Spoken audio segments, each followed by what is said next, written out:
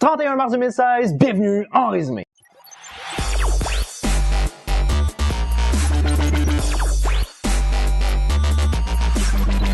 Bonjour à vous communauté, mon nom est Yves Lanty et bienvenue en résumé, l'endroit où je vous partage ma vision de l'actualité, toujours avec une pointe d'humour et d'humanisme. Alors communauté, d'abord et avant tout, permettez-moi de m'adresser à un membre de la communauté qui a exprimé un certain inconfort concernant le terme communauté pour désigner la communauté, c'est-à-dire l'ensemble des abonnés. Alors je me suis dit, pourquoi pas expliquer pourquoi j'ai choisi le terme communauté pour vous désigner. Alors communauté, bien entendu, j'ai pas l'intention de répéter de manière aussi agressive que ça le terme communauté sur une base régulière, c'est tout simplement un petit clin d'œil que je fais à un abonné. Mais je tiens quand même à spécifier pourquoi est-ce que j'avais choisi ce terme-là pour vous désigner. Alors d'abord et avant tout, ce que je dois mentionner, c'est le fait que quand je fais mes capsules ou quand je parle à la caméra comme je fais en ce moment, moi je m'adresse particulièrement aux abonnés. Alors je ne m'adresse pas vraiment aux non-abonnés. Si vous êtes un non-abonné, ben je m'adresse pas à vous en ce moment, mais ceci étant, vous avez juste à vous abonner, je vais m'adresser à vous aussi. Maintenant, ce que je voulais vraiment mentionner concernant ça, ben, c'est que pour moi, le terme communauté est un terme qui est particulièrement humain. Alors on m'a reproché le fait que c'était un terme qui était inhumain ou qui était pas assez humain. Je ne voulais pas choisir un terme qui est déjà très utilisé par d'autres YouTubers ou que selon moi ils sont encore plus impersonnels comme termes, comme par exemple Sup YouTube ou bien bonjour les gens, yo tout le monde. Pour moi les termes comme exemple tout le monde, YouTube ou les gens, c'est des termes qui sont encore plus impersonnels. Alors le terme communauté est un terme qui sur un point de vue physique signifie un ensemble d'individus qui ont un point en commun mais pas nécessairement le même avis. Et sur un point de vue virtuel, le terme communauté, ben, c'est un ensemble de gens qui donnent vie à une plateforme web. Pour moi c'était un terme qui était parfait pour désigner l'ensemble des abonnés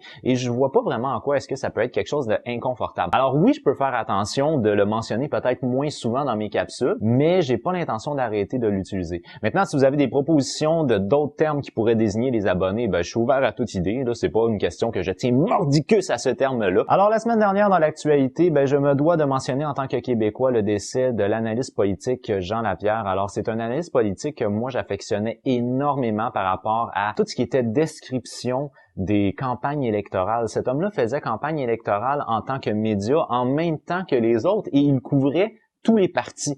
Alors, c'est un homme qui était énormément dédié à la cause politique. C'est entre autres un ancien député qui avait été sur la scène fédérale. Et bon, là, c'est un drame qui est vraiment un drame immense. Et là, on vient de perdre plusieurs membres de sa famille en plus. Donc, non seulement Jean Lapierre est mort, sa femme aussi et d'autres membres de sa famille dans l'écrasement d'avion. Alors, c'est quelque chose qui est, selon moi, qui est très tragique et je me dois de saluer le travail de cet homme-là qui a été décrit par ses pairs comme étant quelqu'un de très ouvert, de drôle, une personne qui était très dédiée à sa cause, qui a été décrit aussi par un de mes amis qui avait déjà eu la chance de rencontrer comme étant un gars très jovial, avec une très très bonne humeur. Alors franchement, toutes mes condoléances à l'ensemble des membres de sa famille, mais surtout, mon Dieu, c'est décuplé là parce qu'il y a plusieurs membres de la famille qui sont décédés dans cet accident-là. Je pense qu'on se doit quand même de saluer le travail que l'homme a accompli en tant qu'analyste politique, mais aussi en tant que député. La semaine dernière, une humoriste française, Sophia Aram, qui était sur les ondes de France Inter, une radio en France, a incarné un personnage québécois qui parlait de la visite de Marine Le Pen au Québec. J'ai écouté cette vidéo-là avec un grand intérêt, bien entendu, parce que je dois dire qu'ici au Québec, on l'a pas reçue de manière vraiment très joviale, Madame Le Pen. Alors, elle a été décrite de manière vraiment très amère par l'humoriste française et je pense que la vision que cette humoriste là a de la perception québécoise de Marine Le Pen était quand même assez exacte pour la majorité, bien entendu. Et on a terminé l'entrevue en mentionnant la chose suivante. Alors, l'animateur dit « Félicitations pour votre accent québécois » et il dit « Mais qu'on n'en veut pas ici ».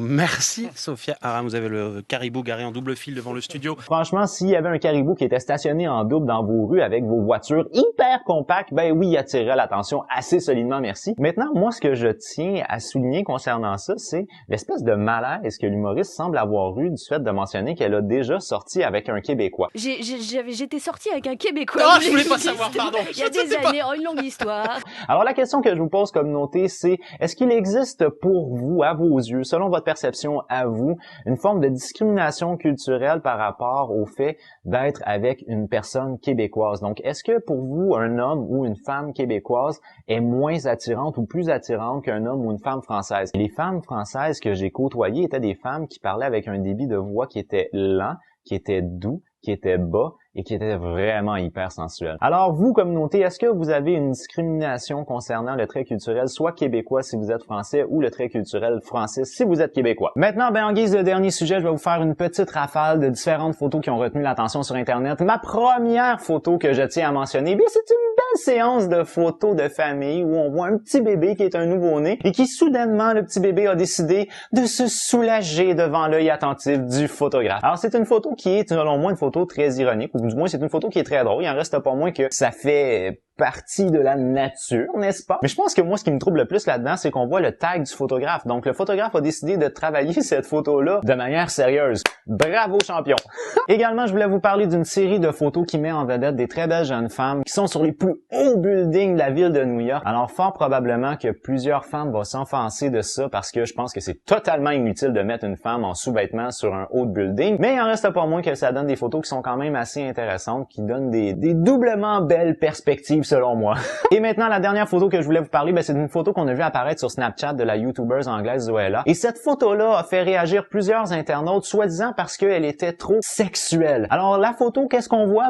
On voit la jeune fille de 26 ans, donc on parle pas ici d'une adolescente, qui porte un t-shirt blanc et on voit difficilement sa paire de sous-vêtements Calvin Klein qui sont cachés par des draps. Pour moi, on voit ni ses seins, ni ses parties intimes, on voit pas non plus l'ombre d'un mamelon, mais il y a des gens qui se sont offensés pour ça. Dans quel monde tu vis? La pub est encore pire que ça! Je n'ai qu'un nom à te donner, Kardashian. Ça, c'est sexuel. Sur sa communauté, pour moi, c'est déjà tout. Alors, j'espère que vous avez apprécié ma vidéo. Si vous l'avez aimé, n'oubliez pas d'y donner un petit j'aime. Si vous l'avez vraiment aimé, bien entendu, vous pouvez la partager. Ça me fait toujours plaisir d'accueillir des nouveaux abonnés. Sur ce, communauté, moi, je vous dis à la semaine prochaine. J'ai déjà hâte de vous voir.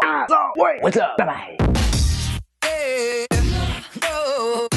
No.